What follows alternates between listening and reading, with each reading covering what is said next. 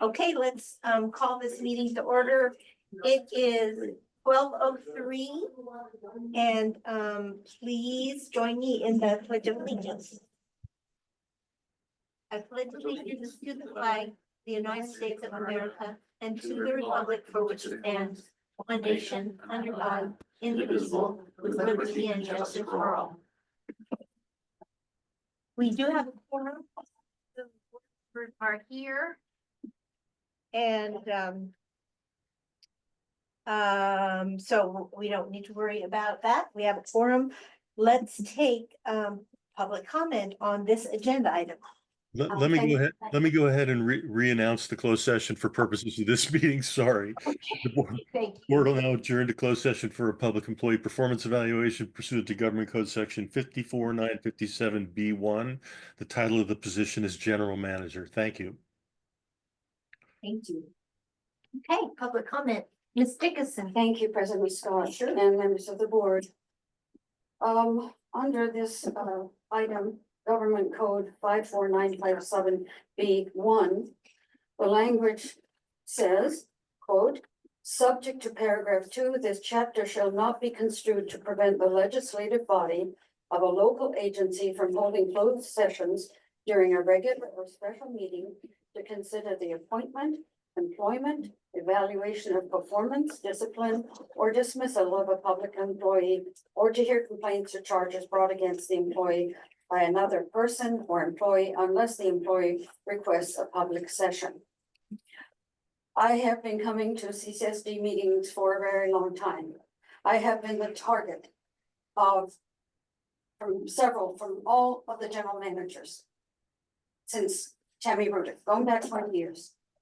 And I feel that our general manager is becoming more and more authoritative in his approach to his position, which I really resent and reject. I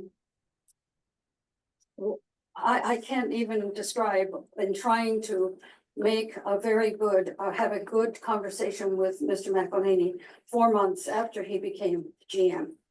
But the day he took the position, he said at the podium, the very first day on the job, I would like to sit down with Tina Dickinson and Elizabeth Bettenhausen. Well, we happen to be two of the most outspoken people in the community, as I think most of you, if not all of you, know. I took that as a little bit of an affront, and so 4 months later, I asked if I could have a private meeting with him, and he agreed. Haley was there present in his office at Thamson Street. I offered him at that time any and all information that I have collected, written comments on, sent to various agencies. I also shared that with Deborah Scott when she was running and with Michael Thomas. They came to my home, 2 or 3 hours of talks individually. I shared because I've got boxes of stuff. Mr. McElhaney never, ever took me up on that offer, which was considerable. But what he did do was write to the Coastal Commission, or have a public records request put into the Coastal Commission for 10.5 years of my communications with the Coastal Commission. And talk about staff time, because it took a long time, I guess, because I asked for a public records request of what they sent to you guys. And so I feel that I don't feel comfortable with Mr. McElhaney from my own perspective. I saw today another instance of him trying to interfere with what the public wanted and where the board was most likely heading. And I really resented that. I also, Ms. Dickinson, could you please summarize, because you're 3 minutes. oh, absolutely. I would also say that the letter that I believe was sent to the board related to Ms. Harmon Worthen, Claudia, as we know her, was also shared with me with her permission, that Christine Heinrichs wrote to you.